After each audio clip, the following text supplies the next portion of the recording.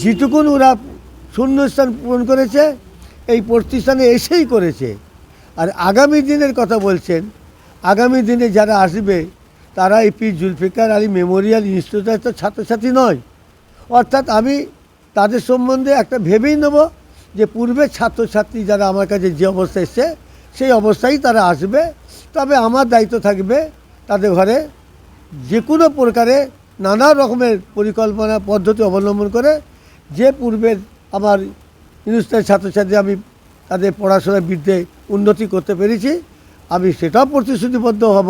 সেইভাবে তাদের ঘরে নিজে গার্ড করে আগামী দিন আল্লাহ যে করান সেইভাবে তাদের যোগ্য জায়গায় নিয়ে যাব।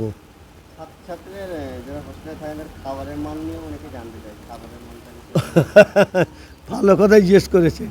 কেন আমি আমার প্রতিষ্ঠানে যারা বর্তমান আছে গার্জেনরা, ছাত্রছাত্রী গার্জেনরা, তারা ছেলে কেমন পড়লো, কেমন পড়ছে, হ্যাঁ হ্যাঁ এই যে কেমন লেখালেখি হচ্ছে, ছেলেটা পড়া ঠিকমতো করছে কি না, এটা যদি আমার 150 ছাত্রছাত্রীদের গার্জেন থাকে, আমি মনে হয় 50টার কাছ থেকে পেলাম না যে এই কথাটা।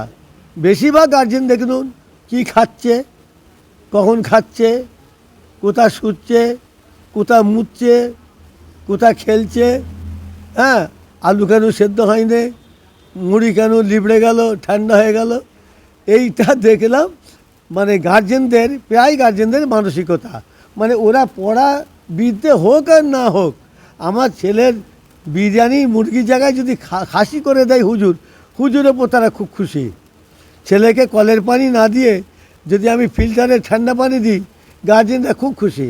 দেখেন একটা কথা মনে রাখবেন, খাওয়া দেখে বিদ্যা অর্জন হয়নি, বিল্ডিং দেখে, পালাখানা দেখে বিদ্যা অর্জন হয়নি।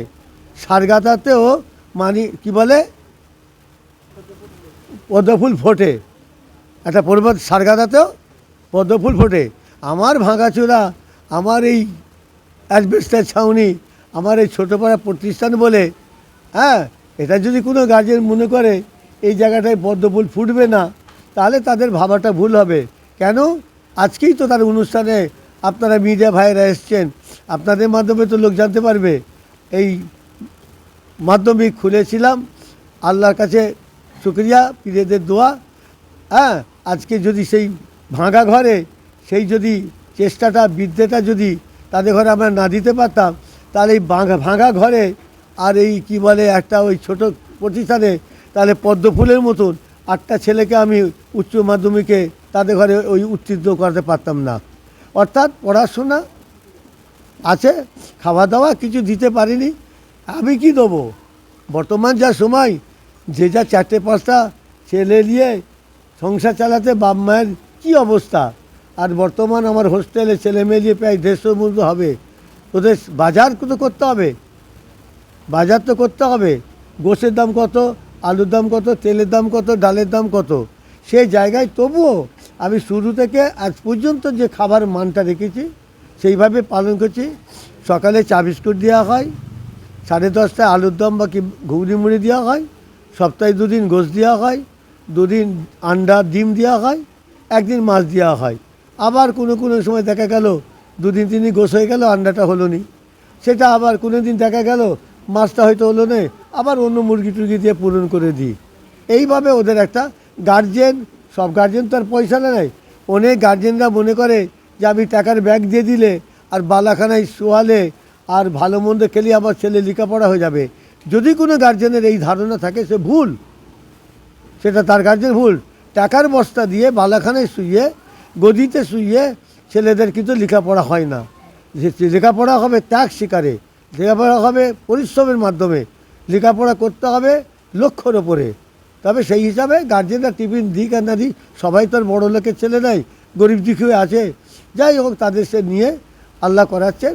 এইভাবে তাদের আমি একটা খাবার, একটা চাট করে এইভাবে তাদের এখানে পড়াশোনা করাচ্ছি। মূল একটি প্রশ্ন, পীর জুলফিকার আলী মেমোরিয়াল ইনস্টিটিউশন ছাত্রছাত্রীর ভর্তি বা হোস্টেল খরচা ধার্য কেমন করা হয়? ছাত্র ছাত্রীদের এখানে ভর্তি ফি বা মাসে খরচা হোস্টেলদের, এখানে হোস্টেল হবে, আবাসিকদের আলাদা। এখন দূরটা থেকে যারা আসবে, হোস্টেল যারা আসবে তারা তো প্রথম জানতে চাইবে। তা আমি পূর্বে একটা